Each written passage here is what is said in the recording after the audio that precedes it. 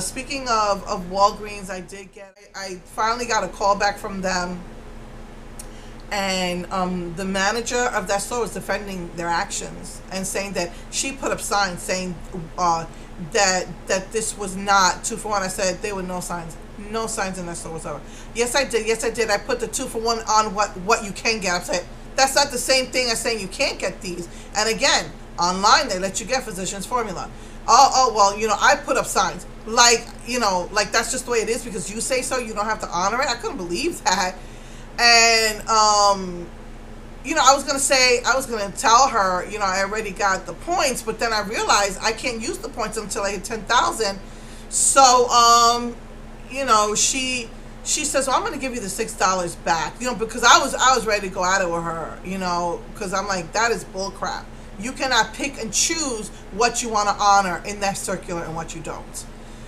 So she knew she wasn't going to get anywhere with her lies, and she said, "Look, I put $6 in the safe. Just talk to the manager when you come." I'm like, "Oh, okay." And I was going to say, "Oh no, this can't get the point." I said, "Wait, I can't even use them all." So I took it, because that was horrible. That was horrible, and that's the second time that store has acted like that. The third time. And the new manager or the other manager was there. He was like, "I'm really sorry for what happened. We're working to change." I said, "Yeah, you need to change that because that's not right. You don't treat your customers like that." I said, "But thank you anyway for the money."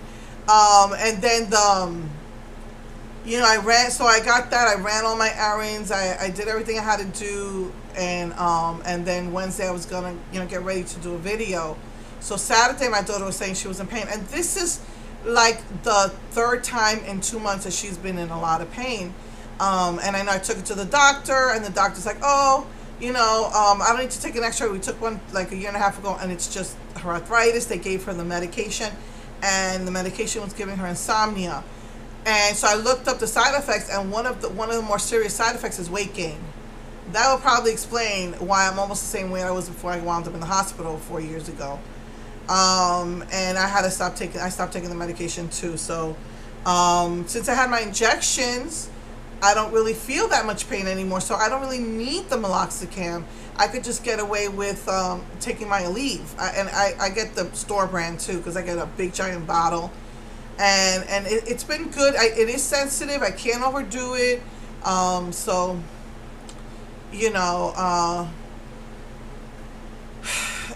but at least I'm a little bit more freer and more pain free. But even though it helped her, she stopped taking it because of the insomnia.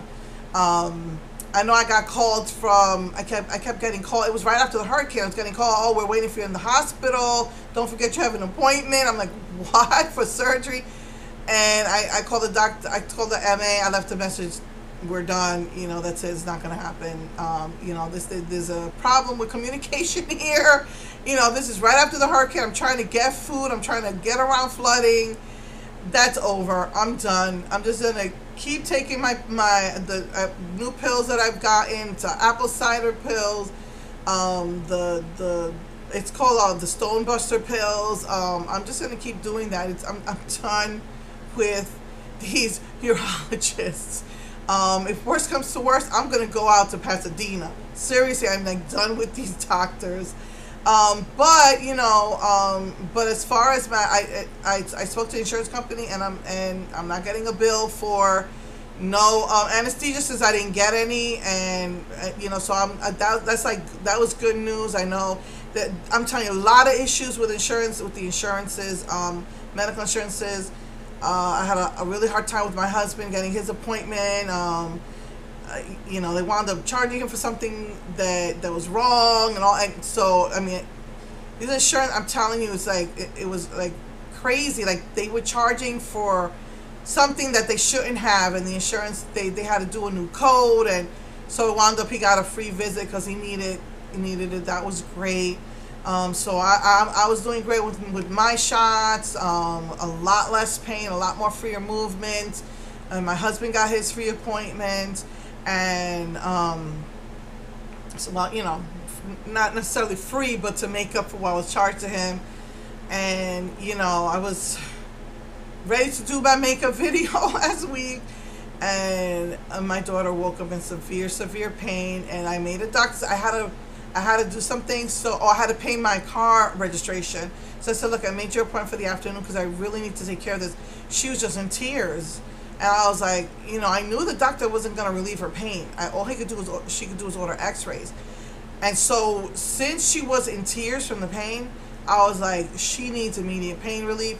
And I went to go take her to the emergency room. And by the time we got to the bottom of the stairs, she was on the floor from pain, screaming. She couldn't move. And that was it. I didn't even dare touch her. I know my neighbors, I got really good neighbors. They're Christian too and everything. And he said, I'll help you pick her up. And I'm like, I don't dare touch her. I had to call the ambulance. And my husband came from the office running over here because he works on property. And they didn't, you know, he didn't want to touch her either. And I called the ambulance. And it's a hospital, like a small little hospital not far from me. And I was just going to go there because the other hospital I like that's a little bit further away, I don't think they have a big sign, we don't take Medicaid. I would have preferred to go there because I know they take care of you there. So I went to the other one and wasn't really crazy about that other one, at least not the one where I was at last year. But that was all the way by my son's school. I said, well, maybe this one's better because it's over here. And the ambulance said, we're just going to pick her up and put her in your car. And my husband said they just grabbed her, like they weren't even careful.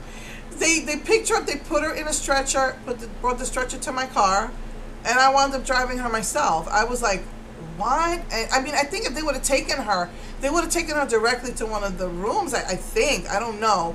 Because I even saw them coming in through where the rooms were.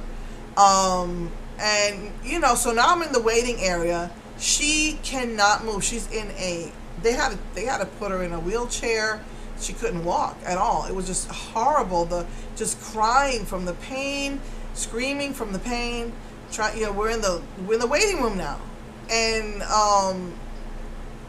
to me, when seeing her like that, every second seemed like an eternity to me. I'm like, you know, they just said, okay, well, she's Social Security. We said, okay, so wait. Meanwhile, she's like, oh, trying to control herself. When they called like 3 people ahead of her, I was like, somebody got to take care of my daughter. And so they came and got her, and they took her directly to the back. And waiting, the nurse comes. I mean, it wasn't, like from the time they took her to the back, it wasn't that bad. Just seemed like an eternity, like maybe 15, 20 minutes.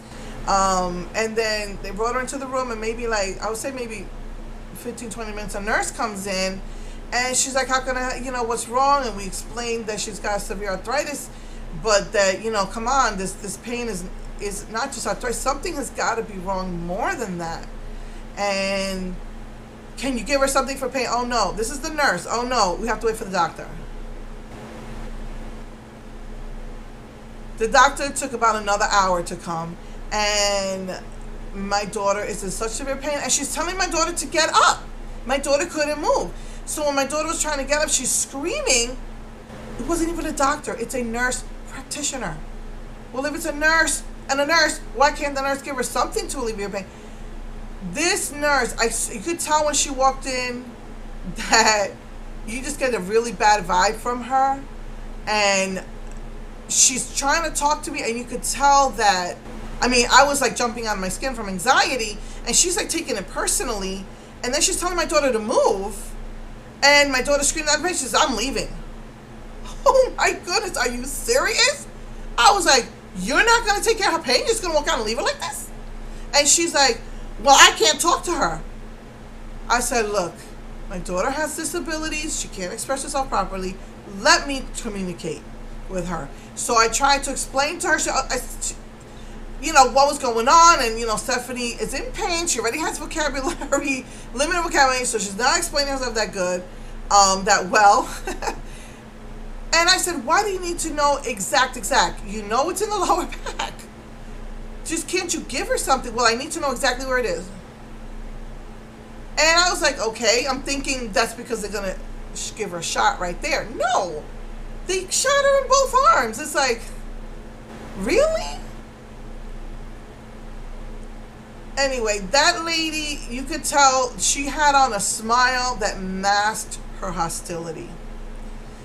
But at least she was masking it with a smile, and she was trying to help. And unfortunately, I mean, we were there for a few hours, and those shots did not work. They gave her like some sort of anti-spasm, anti-inflammatory, a pain shot, pain pills, I think, and it wasn't work. It worked, maybe lasted for about an hour, and they took her to get x-rays. And I told her I would like x-rays. I don't know why, because I'm not going to find anything, but okay, you know, that's how she was. But she did it, so okay. As long as she's going to help my daughter, you know, I'm going to calm down and not go crazy, but wild in there, go crazy. So, they get the x-rays, they come in, and they have to do some guy comes in to do a registration. I gave all the information for her, because she can't even express herself. She's like beside herself in pain. When they took her to get the x-rays, when they laid her on that hard table, all the pain came back. And she's trying to get comfortable, and she comes back. She tries to go on the bed, trying to go back to the chair, trying to get comfortable. And so the nurse, you know, kept checking on us, and I'll tell the doctor, who's really not a doctor, the nurse practitioner, which that's what gets me mad. If the nurse practitioner, why can't a nurse do it? I have to wait for the nurse practitioner. It made no sense. So they ordered her the drugs that they gave me after my procedure last year, my kidney, you know, procedure, that left me hallucinating for the whole day. They gave her that, and I got nervous. And they were like, well, you know, maybe she won't hallucinate. I'm like, you know, whatever's going to take care of the pain, I don't care right now. And that didn't help either. It made it so that she wasn't screaming out in pain, but she was still in pain and crying. They gave me prescriptions for anti-inflammatory, anti-spasm.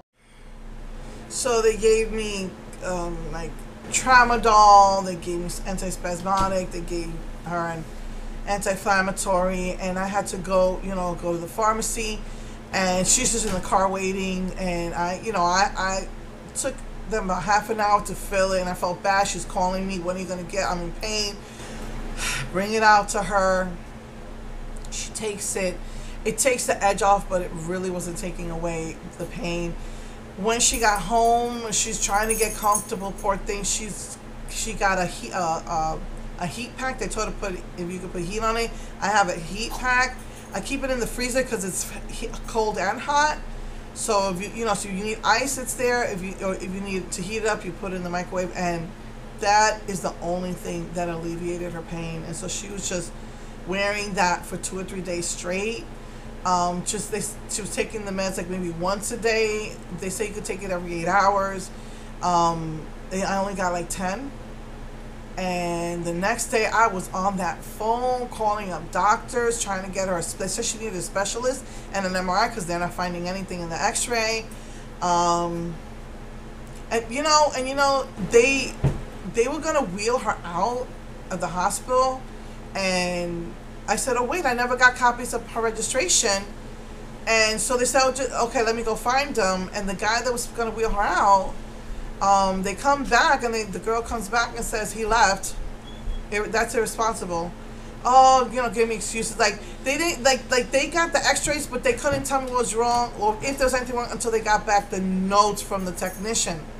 And then I'm waiting to get these papers that never gave them to me. And so they said, okay, well, he'll just mail them to you. I said, fine, I want his number. I want to talk to him.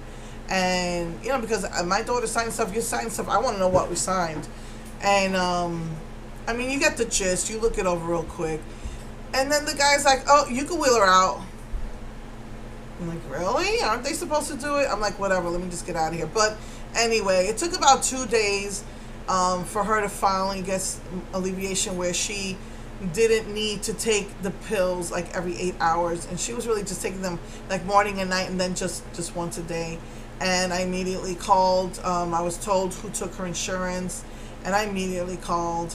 And I got an appointment for her, but the closest appointment I get for her was on the 9th of October. And these pills are going to run out before that. But I guess I could just call her regular doctor and explain the situation. Or maybe I could just go over there and show it to her, the prescriptions. And then maybe she'll do the refills. And then my car breaks down. I am bringing my son home from school, and he needed to get something at Walmart, and all the display was cleaned, well, half cleaned out by then. And I go to turn my car, and it's not turning on. It's turning, but it won't actually turn on. And I'm like, oh no, call the mechanic, because I have to do through CarMax because it's under warranty. And so one of the bad things about having a warranty with CarMax, I don't know about other places like this, they still want to charge you a diagnostic fee, which they don't tell you. All they tell you is that you got a $50 copay if you go outside of CarMax. That's all they tell you. They don't tell you that they want to charge you $75 for a diagnostic. So we already know it's I said it's the starter. That's the only thing it is. So the lady says, oh, what's still going to be a $75 diagnostic fee? I'm like, what?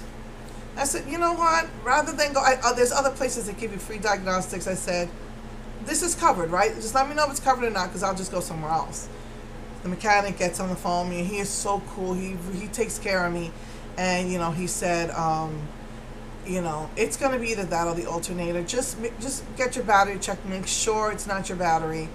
A lot of these places give free diagnostic, simple diagnostics, and if it's your battery, just change out the battery and it should work. And if it's not the battery, then it's either the starter or the alternator, and that's covered. So you don't have to pay the diagnostic fee, which is great.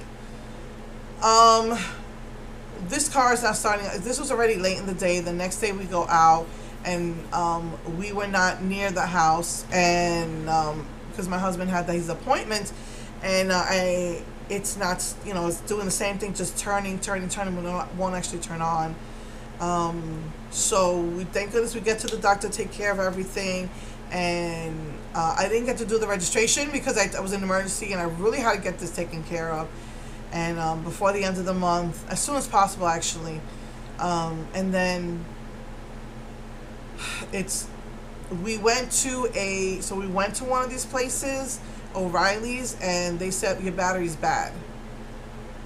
Nobody told us that the alternator drains your battery or anything like that. He says your battery's bad, but they wanted to charge us too much money, and I gotta pay this registration. We hadn't even done groceries yet. We go to Walmart. We figured that's our cheapest bet, so we get it for like a huge savings. Put it in ourselves, and it is not starting. I mean, it's turning and turning. You have to turn it about 5 times before the car actually turns on. You have to try like 5 times. So we're like, we go to pay the registration. That was one of the most important things I felt I needed to do. Then we just come home, and my husband he bought a little tool that cleans it. He greased it up really good, make sure everything was connected nice and tight. It worked like a charm. So I was so relieved. Try to go to church the next day. It's still doing it. It's like, what is going on? So this time we went there's a place right across the street from us. They check your alternator, your starter, and your battery. They said the battery, and we thought maybe our battery was bad that we bought and we were going to go get our money back, but he was like, your battery is good, but from me just testing it out, it's your alternator. If it was your starter, it wouldn't turn on. It's your alternator, and the alternator drains your battery out, and that's why the other one was done. It was only 3 years old. I think they have a life of 5, and we could have maybe exchanged it if we knew, But fine, we got a new battery, and he said, every time you turn on the car, the alternator is going to the battery to turn on, and it's going bad, and that's what needs to be changed. So I'm like, I should have made an appointment when I called on Friday, because this was on Thursday or Friday. I would have had an appointment already. Call Monday morning, they didn't have anything. And I'm lucky for a week. Usually it's a 2-month wait, and he said, I can't take you till Monday. I was going out of my mind because my son can't miss school. He had a test. They only allowed 2 absences. I basically was going out of my mind on Monday, trying to, find a way to get this done. The only other place I could take it to is the dealer, and they're supposed to honor the warranty. And I go to the nearest Dodge. I call them up, and they want to charge me upwards of $130 for a diagnostic. I'm like, why you need to charge me for a diagnostic? We already had a check. At AutoZone, we changed the battery. They said it might, first change the battery. We did that. They checked it. It's the alternator. I just didn't know. Well, I still need to do the diagnostic. And they wanted to charge me for that. And I'm like, you're supposed to charge me for, you're supposed to honor the warranty, is $50. If I take the CarMax, it's free. If I do it through Dodge, it's supposed to be $50. I hate going to Dodge. They always do that to you. Usually they don't say nothing. They stay quiet. One time, I remember telling them, don't be messing with me. Give it to me straight. Is there any other fees? No fees. When I go to pick up the car, $150. They always do that.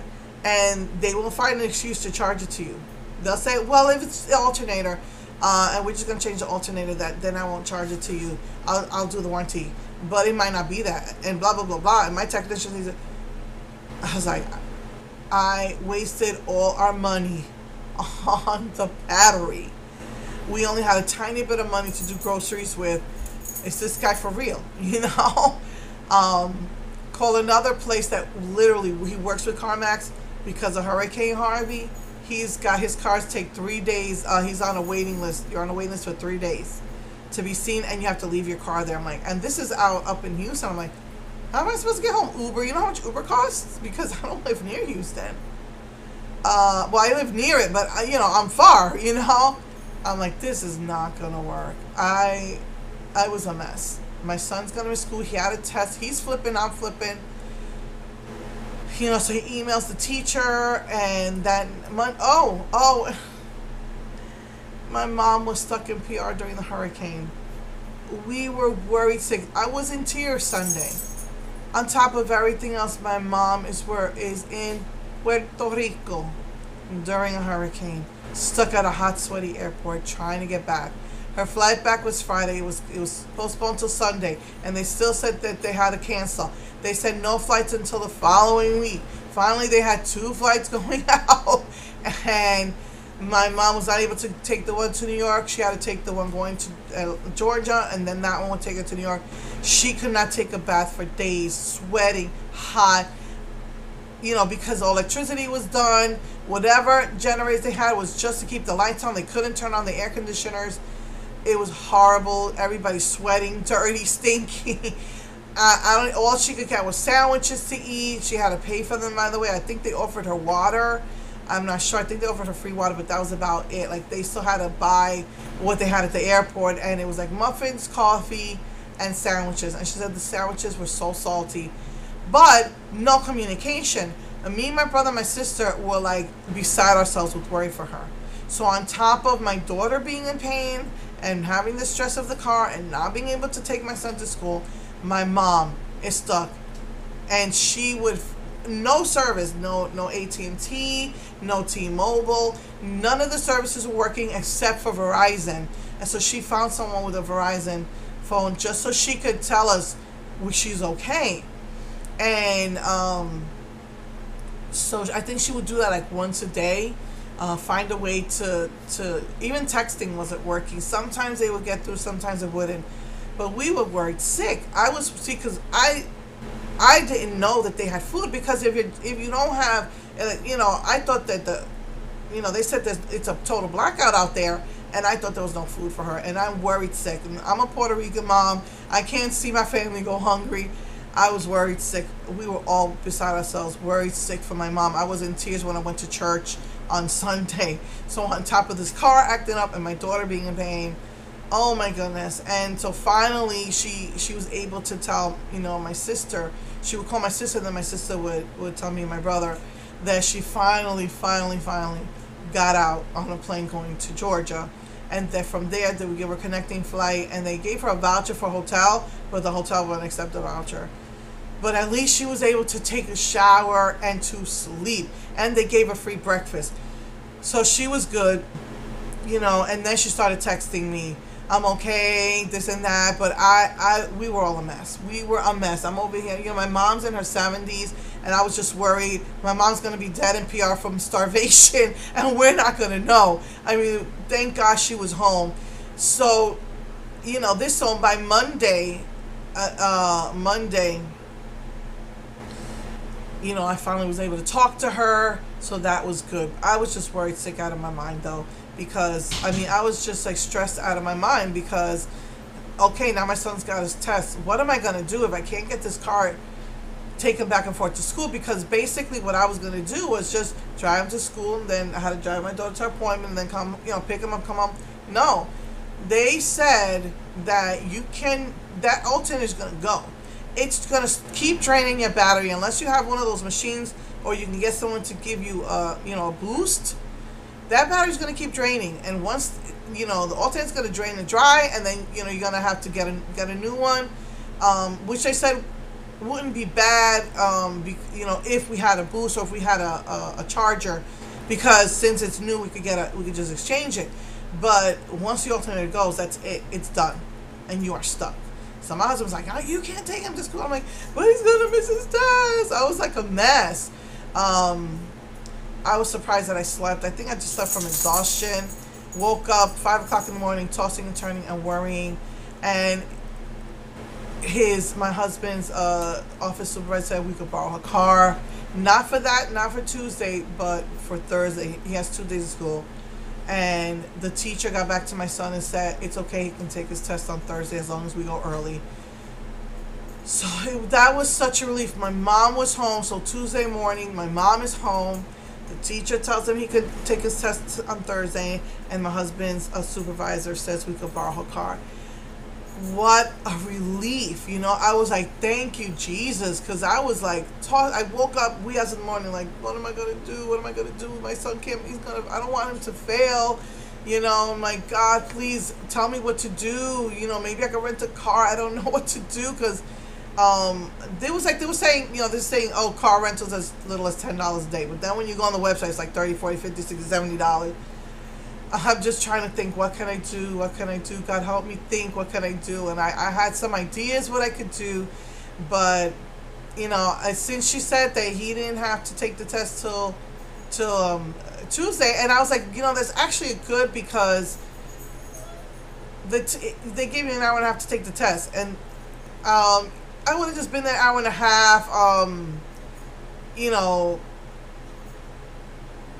I just felt that it was more practical to go on Thursday when he's got the full day. And so, it's like all the answers, were solved, or problems solved, as far as my son and borrowing a car, and, just waiting on, I just decided to what my husband said, look, we'll just stick it out till Monday. I mean, we need food. So I don't know, maybe she'll let me borrow the car on Friday too to get food when my husband gets paid. But we just whatever little bit, I mean, we had a little bit of money. My husband turned it on just to take us to the Dollar Tree, and he waits, and we got food. I had a 30% off coupon again, and it's like literally like walking like 4 houses away, 4 buildings away. Just got some food from CVS with the 30% off, and the kids have even been using their allowance and stuff to get food, and we were able at least to we're not going hungry, thank God. And we still have the canned food from the hurricane too, so that's basically what we're eating, but at least we're not going hungry, So, thank God for that. But I'm just concerned about my daughter's pills. That's also when I got the idea. Maybe I could call a doctor. I won't be able to go to her doctor, but maybe if I give her the records, maybe she could give her refills. I don't know.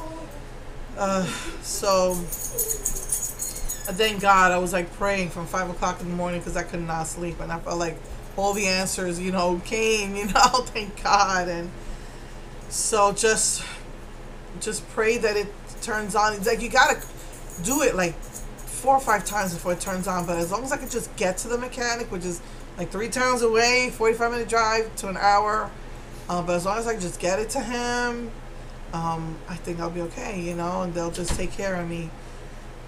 So it's nerve-wracking, not being able to have a car. I feel like Hurricane Harvey all over again. I'm stuck in the house. I'm going a little stir crazy.